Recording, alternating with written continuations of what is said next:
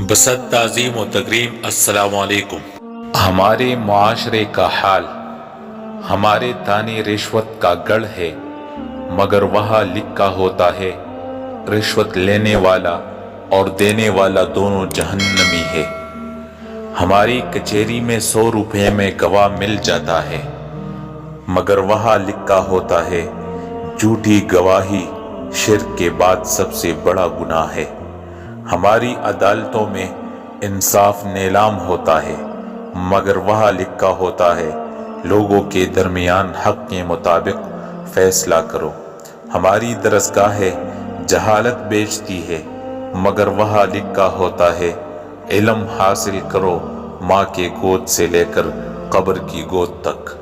ہمارے اسپتال موت بانٹتے ہیں، مگر وہاں لکھا ہوتا ہے اور جس نے ایک زندگی بچائی اس نے گویا سارے انسانوں کو بچایا۔ ہمارے بازار جھوٹ، خیانت، ملاوٹ کے اڈے ہیں، مگر وہاں لکھا ہوتا ہے جس نے ملاوٹ کی وہ ہم میں سے نہیں۔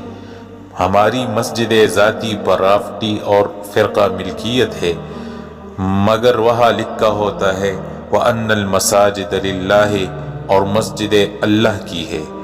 ہم جو لکھتے ہیں یہ ہمارا عقیدہ ہے، اور جو کرتا ہے یہ ہمارا عمل ہے۔ جب عمل عقیدے کے خلاف ہو تو اس کا نام منافقت ہے۔ منافقوں کا ٹھکانہ جہنم میں سب سے نیچے ہے، تو دنیا میں مقام سب سے اونچا کیسے ہو سکتا ہے؟